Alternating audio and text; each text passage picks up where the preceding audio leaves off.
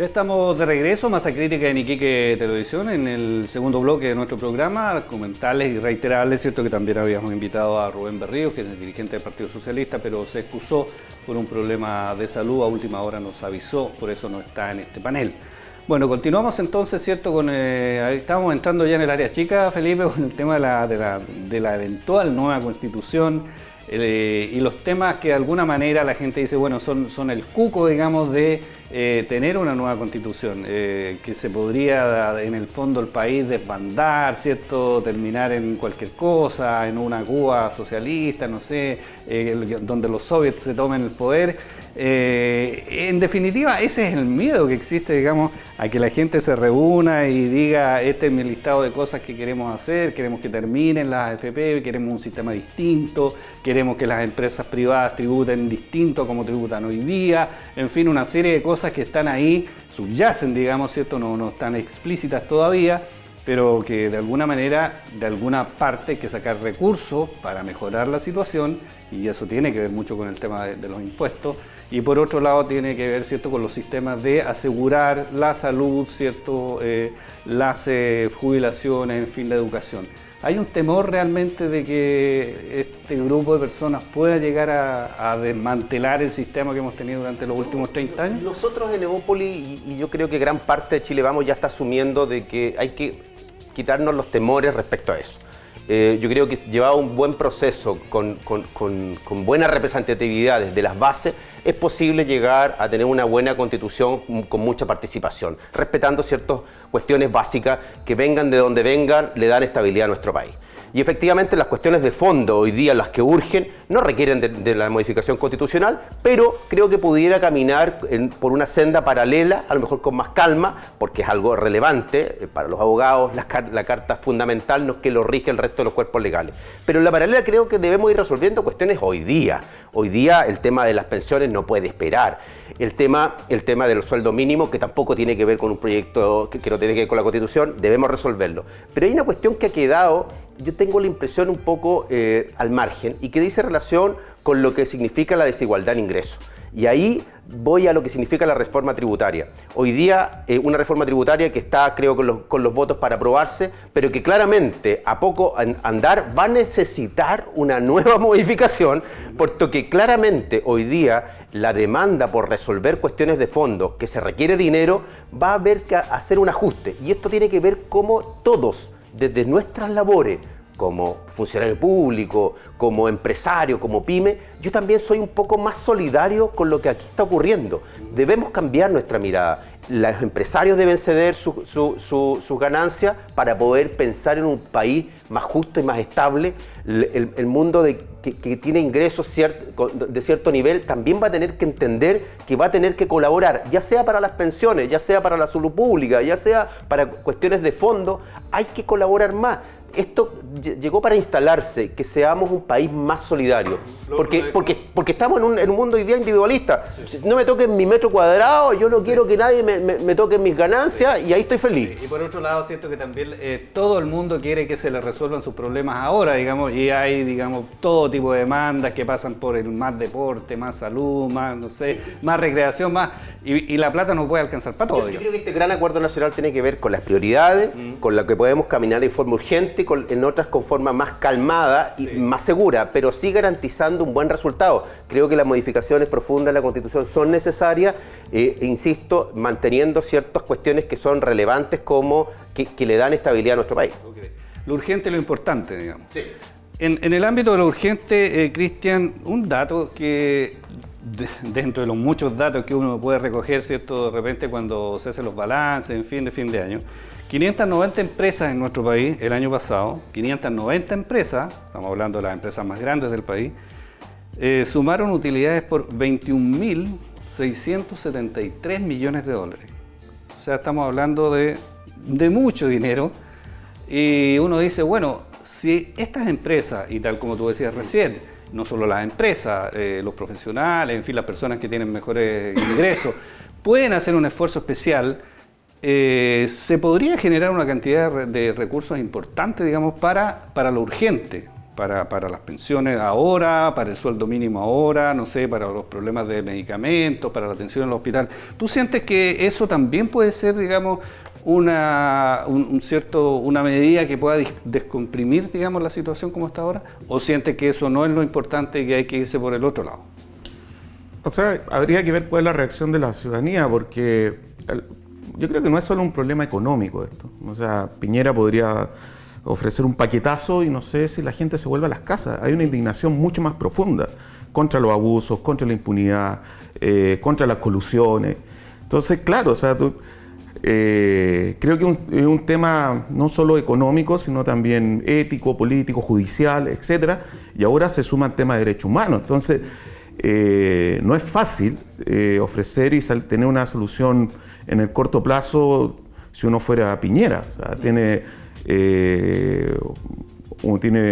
cuestionamiento internacional, etcétera. Entonces, efectivamente, en su caso, tendría que ver cómo da ciertas señales de camino que pudiera reconstituir una relación entre Estado y sociedad, desde una posición de baja credibilidad pública. O sea, eso yo no lo he visto nunca. Ok, Espartaco. ¿Sientes tú que puede ser una fórmula, digamos, de salir un poco del estancamiento en que estamos en estas 2 semanas? Generar, por ejemplo, un impuesto especial, no sé cómo llamarlo, digamos, hay impuestos a los terremotos, ¿cierto? Siempre se inventa algo cuando el país necesita recursos, digamos. Y aquí, ya lo habíamos visto en el primer programa que hicimos de Masa Crítica, ¿cierto? El país tiene recursos, alguien nos decía, un economista, no es un país pobre, o sea, la gente no se anda muriendo de hambre, digamos, los chicos no andan a pata pelada, digamos, no estamos en los años 40.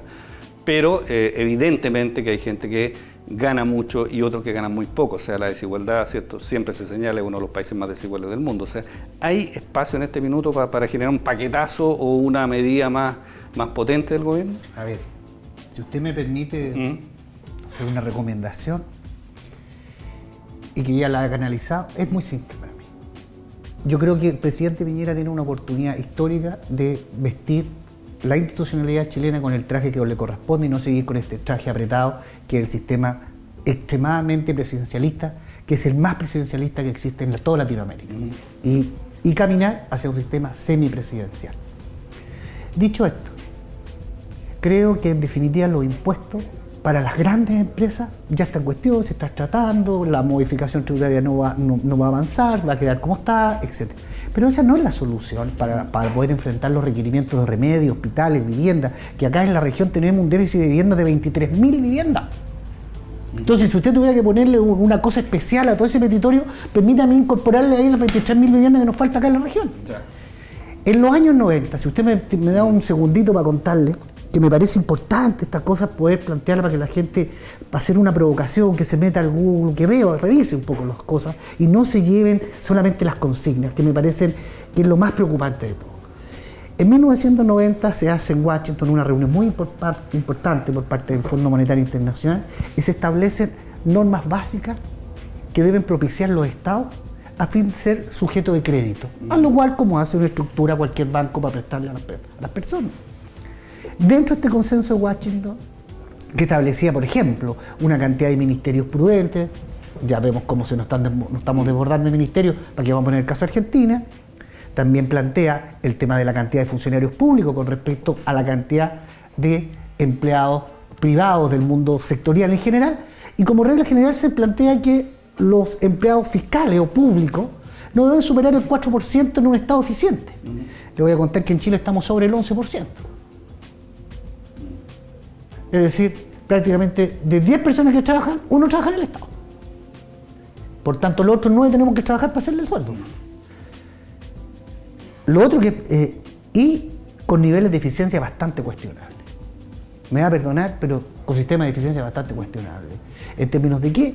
En términos de los PMG. Ahora, pero mira, es que a ver, para redondear es muy importante lo que tú señalas, porque esto, que probablemente también es, digamos, es de dominio público, podría eventualmente, digamos, en una nueva carta fundamental señalarse también que hay un aparato estatal que tiene mucha gente. No tiene nada que ver con la Constitución, no tiene nada que ver con la Constitución, eso es de administración, no solamente el Estado. La Constitución está para los grandes lineamientos, los espíritus. Lo otro tiene que ver con reglamentos, decretos, etcétera. Lo que quiero decir con esto es que los funcionarios públicos en Chile, que son los primeros que salen a protestar, a marchar y a ir hasta la causa más descabellada, son los únicos personas que trabajan en Chile que tienen 14 sueldos al mes. Que se les paga zona, tienen vías de Copacá, son trabajadores privilegiados. Entonces, cuidado con estas manipulaciones de repente politiqueras, partidistas, cuando el Estado, los funcionarios que tanto pecho inflaban que ellos eran técnicos y no políticos, hoy día, perdóname, parece que estamos llenos de políticos y ninguno técnico porque ninguno trabajando. Ahora, ¿qué planteaba esto? Que digamos que en términos de gasto estructural, el presupuesto de los países debiera propiciar al 1%. Por tanto, esa cuestión fácil, subamos los impuestos, necesitamos plata, es muy básico eso. Nosotros como Estado, porque esto no es una exigencia a priori, es una recomendación, perfectamente podemos mantener un desajuste de un 2, de un 3% y cubrir todos los gastos que signifiquen estas modificaciones, tanto en salud, en vivienda, etc. Ahora, seamos conscientes. ¿Qué significa eso? Que le vamos a dejar un paquete de endeudamiento a nuestros hijos y a nuestros nietos. Entonces, salgámonos del ajuste por un par de años, 5 o 6 años, para poder nivelar en la balanza, validar la acción política nuevamente, que funcionen las instituciones y volvemos al ajuste del 1%. Ok, Felipe, ¿te parece una idea? Bueno, ahí está, por eso que somos un país, somos un sector político que tiene diferentes ideas, ¿no? Sí. Dentro de Chile Vamos hay diferencias y ahí en ese sentido yo difiero de Espartaco respecto a la carga impositiva. Creo que justamente la desigualdad en ingresos dice relación con la carga impositiva que tienen los diferentes actores de nuestra sociedad. Y yo siento de que efectivamente hay que hacer justicia con ello. Nuestra desigualdad en ingresos está marcada por grandes utilidades que no están reflejadas en los sueldos de aquellas empresas que tú acabas de mencionar que han tenido grandes utilidades. Y creo que las empresas, y así ha habido empresarios que han dado señales concretas a poco andar de que es posible nivelar esta cuestión para arriba y sacrificar un poco de sus utilidades para distribuirlas de mejor manera, de tal manera de hacer este ejercicio ya desde la empresa sin ni siquiera carga impositiva. Si es posible hacerlo, ¿por qué no hacerlo a través de una redistribución? Luxi lo ofreció como al segundo día. Digamos, al segundo día, y no fue algo complejo. Entonces, porque hoy día de verdad pensar que alguien puede vivir con el sueldo mínimo es no entender nada de lo que está ocurriendo. Nadie puede vivir con un sueldo mínimo y efectivamente tiene que trabajar la familia completa en la casa para poder pagar ciertas cuestiones básicas. Y yo quiero ir a otra cosa, es que no todas las cosas se resuelven sí con plata, y ahí concuerdo con Espartaco, en que no todo es dinero. Y hay mucha cosa de ciertas áreas de nuestra acción pública que tiene que ver con eficiencia.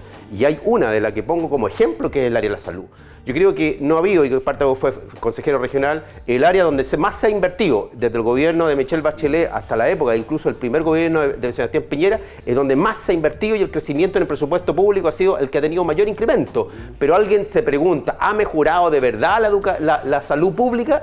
La verdad es que mucha de la molestia que hay hoy día en las calles tiene que ver con la salud pública. Hoy día cerca del 80%, o si no me equivoco un poco más, está en FONASA. Entonces, hoy día creo que el tema de salud no hay que resolverlo con más dinero, sino con eficiencia. Cuando te dicen que un médico solo tiene 7 minutos para atender a una persona y que tiene que en ese mismo tiempo llenar el formato en un computador, con suerte lo mira a la cara, con suerte sabe quién es. Cuando tiene que esperar una persona 5 horas para recibir una tableta para su presión, eso genera molestia, ira, genera frustración. Cuando hay que esperar años por sacarse un cálculo de la vesícula, eso no es dinero, eso es gestión. Creo que en ese sentido y en varias áreas de nuestra acción pública somos ineficientes. Entonces no es todo dinero, no es todo recaudación, comparto, pero sí ya llegó el momento. Resolvimos el tema de la pobreza, es cierto, no sé quién lo dijo, tenemos una pobreza distinta y hemos avanzado harto y somos todos responsables de los últimos 30 años. Sin embargo, no hemos resuelto esta brecha tan grande que es de los que ganan mucho y algunos que ni siquiera han sido parte de esa distribución y ese crecimiento. El tema, digamos, de la eficiencia, ¿te parece también que es un tema que hay que tocar o no? Hay un aparato público muy grande, hay mucha burocracia, hay mucho a la hora de los que hubo, ¿cierto?, para poder, cuando el desempleo es alto, recurrir, digamos, al empleo público, digamos, para mejorar los indicadores. Se ha visto, digamos, en los últimos gobiernos. Sí, o sea, creer que esta crisis se va a resolver aplicando los mismos factores que produjeron la enfermedad, en no entender lo que está pasando. Esto es una crisis del Estado subsidiario, es una crisis del modelo neoliberal. O sea, y decir que vamos a salir de esta crisis reduciendo aún más el Estado, haciendo más eficiente el gasto público, sí, pero es un modelo mucho más complejo que ya está siendo cuestionado por la sociedad. O sea, que el hecho de que digan no tengo derechos garantizados en salud, vivienda, educación, y que tengo que estar apelando a endeudarme, tiene que ver con el mismo modelo que está haciendo crisis. Entonces, tengo la impresión de que incluso hoy día los sectores que en un momento eran muy neoliberales, que fueron parte de ese consenso de Washington, incluso ellos mismos se han retractado en muchas de sus consideraciones, porque han llevado crisis a países, lo que pasó en Argentina, el reciente paquetazo en Ecuador, han sido medidas del FMI que la ciudadanía no resiste. Entonces, querer seguir con ese mismo camino que al final es un camino ideologizado, no sensato, no científico, que los propios economistas ya están dando por superado. El hecho que Luksic haya salido inmediatamente, no, que hay que subir la carga impositiva, o sea, rompe todos los acuerdos de este consenso de Washington que está muy superado. Espartaco. A ver, dos cosas, para ir clarificando algunos temas. Primero, de que hay que hacer un ajuste en términos tributarios, hay que hacer un ajuste, eso no está por sentado. Lo segundo, lo que tiene que ver con los países que han hecho referencia, tiene que ver básicamente por un aparato estatal que ha servido como base electoral. En el caso argentino, hoy día Argentina tiene más de un 18% de empleados, o sea, está el doblemente peor que Chile en ese aspecto. Y ahí se acuñó el concepto de los trabajadores ñoqui, que aparecían solo los días 29 cada mes a cobrar el sueldo, porque eran verdaderos trabajadores fantasmas. Cuando se plantea con respecto a salirse del ajuste estructural del 1%, es una liberación de recursos importante que se puede enfrentar. Lo que yo estoy planteando es que el modelo necesita ser corregido. Primero en el esquema político y segundo en los controles que sean eficientes con respecto al emprendimiento privado de los grandes empresarios. Porque me van a perdonar. Se habla mucho aquí de los empresarios.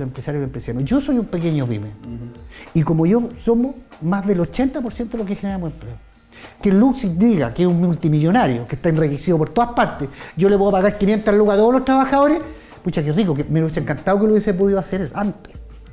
Pero yo no sé si el que tiene un almacén, el que tiene una librería, puede darse el lujo de llegar tan suelto de cuerpo, decir yo les voy a pagar 500.000 pesos a todos. ¿Qué más fácil sería para el presidente Piñera venir y decir, ¿sabes qué? Le voy a dar 500 lucas sueldo mínimo a todos. ¿Acaso eso no va a significar desempleo? ¿No nos va a levantar los niveles de inflación? Estas son cosas técnicas. Entonces, mira, la razón no siempre es popular. No siempre es popular. Pero para avanzar en forma seria al país que queremos, tenemos que hablar con altura de mira y desde un punto de vista técnico-político. Porque si no, vamos a estar tirando panfletos y la gente va a seguir en las calles y no vamos a poder reorientar al país a lo que está pidiendo. Por lo mismo, digamos, si tú planteas desde un punto de vista técnico, digamos, ¿cierto? Y no entre comillas, para... Técnico-político. Para contestar a la gente, ¿tú sientes que la gente va a volver a su casa y no va a seguir protestando? ¿O pareciera que no, digamos? No, mira, sí, así es. Si lo ponemos en ponderación con respecto al volumen de personas que se están movilizando, los niveles de violencia que están ocurriendo, vamos a llegar prácticamente al estado salvaje en el hombre que plantea Aristóteles, en que cada hombre, sí, tienes razón, Job, que prácticamente cada hombre es su propio juez.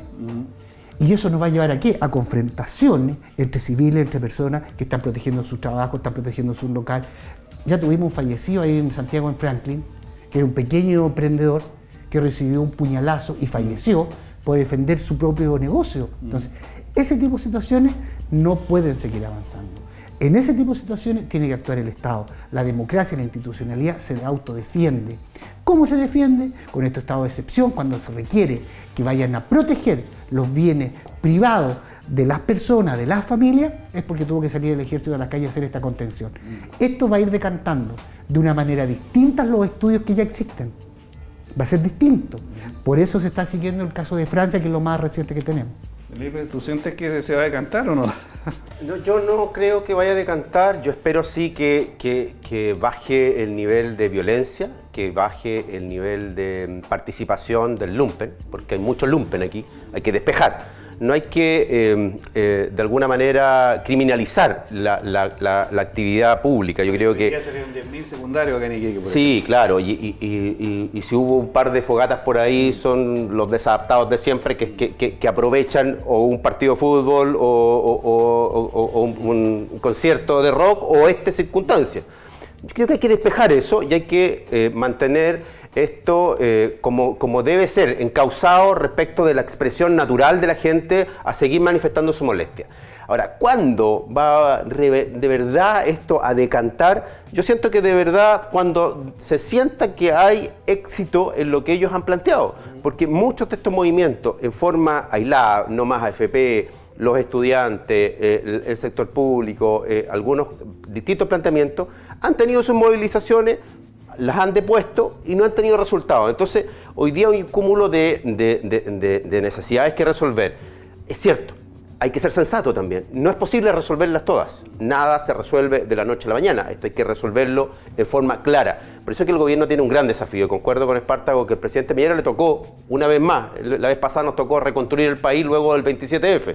Y nos tocó reconstruir casi el 50% del país. Y se hizo. Y por tanto hoy día existe una gran oportunidad del presidente Piñera para plantear un nuevo acuerdo social. ¿Y qué espero? Que todo el mundo político esté a la altura. No podemos seguir validando los hechos de violencia. Eso no lo podemos validar en ninguna parte de nuestro discurso. Más allá de que la gente tenga el legítimo derecho a manifestarse en las calles, no podemos seguir justificando la acción violenta por el derecho a manifestarse. Hay mucha gente que es una mayoría silenciosa, a mi parecer, que está y que nos aborda. Oye, me encanta la fuerza con la que la gente ha planteado los problemas, pero no estoy de acuerdo cuando alteran la vida de los demás. Hoy día todos están cerrando a las 5 de la tarde en los locales. Toda la actividad se está terminando 5 o 6 de la tarde porque ha alterado nuestra vida cotidiana. Nuestra vida cotidiana ya está alterada, nadie quiere salir. Voy al centro, no voy al centro, en todos los grupos puedo ir. Es que no es posible, no se puede. Pero esto que yo voy a decir, esto va a acabar mañana, no, esto no va a acabar, esto va a continuar. Lo que hay que hacer como gobierno, y concuerdo con Cristian que el presidente tiene que ejercer un liderazgo ahí, es encauzar adecuadamente toda este planteamiento y este movimiento de la gente. ¿Sientes tú que el gobierno tiene alguna posibilidad de causar algo? Quería mencionar nada más esta frase que yo creo que es para el bronce del Felipe Ward, ¿cierto? El nuevo ministro de SECPRES. Por primera vez en mucho tiempo dijo, hay un gobierno que se hace cargo de los problemas de la ciudadanía. Una de sus primeras frases. No sé en qué planeta ahí el ministro Ward. Si es por declaraciones, incluso a la BBC parece que Piñera dijo que él también había participado en las marchas. Entonces, no es una situación crítica, las situaciones críticas por lo general producen mucha incertidumbre de cómo seguir políticamente. Y yo no podría decir cómo va a seguir esto el próximo mes. Muchos pensaban que se estaba terminando esto comenzando noviembre y vemos que lo que se produce son los relevos sociales. Ahora salen los estudiantes, después puede que salgan los mineros y podamos tener 2 meses. Para muchos esto es una situación de anormalidad. Ojo, en la teoría democrática los conflictos sociales son sanos para la democracia porque permiten colocar temas que estaban ocultos, reprimidos, produciendo problemas individuales y cuando en realidad muchos problemas no son individuales, no son de fracasos individuales, sino hay problemas sociales que responden a un tipo de ordenamiento.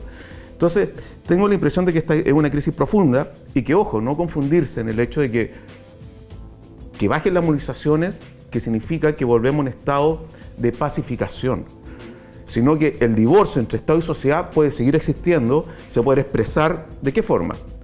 Alta abstención en las próximas elecciones, que aparezcan liderazgos muy populistas, ya sean de ultraderecha o de ultraizquierda, que no validemos un tipo de ordenamiento jurídico. Entonces, esa es lo que se llama en teoría una crisis del Estado ampliado, de esa relación entre Estado y sociedad donde ya no se puede recomponer. Como no la puedo recomponer convenciendo a partir de ideas, de proyectos, ¿qué es lo que tengo que hacer? Sacar los militares a la calle, la fuerza. Pero yo no puedo tener siempre los militares en la calle, en la fuerza. Incluso muchos de ellos no querían salir, porque saben que es perder 30 años de democratización de alguna manera de las Fuerzas Armadas, entre comillas. Entonces, ¿qué hago para reconducir a la gente con un proyecto que los convenza? No está fácil eso. No es algo de que se resuelva en 2 días. Sí, Espartago. A propósito de la declaración del ministro Felipe Ward, digamos, de algunos, no sé... 20 días, 20 años. Sí. Está en esa línea. eso no es asumir la realidad, eso es provocar a la gente. No, o sea, ¿cómo eso. tú eres político, Pero no digamos? me digas- Uno sabe, Oye. sin ser político, no sabe qué Pero cosas se pueden decir y qué eso, cosas no eso- se pueden eso es una decir. torpeza, por eso Ya. nadie lo puede defender, porque frentón eso es una torpeza mediática, sin lugar a dudas. Pero yo quiero avanzar en lo que estábamos conversando. Básicamente yo coincido contigo y te otorgo 2 puntos. Primero, que esta situación, sin lugar a dudas, nos puede llevar a una polarización con respecto a los temas y eso es delicado.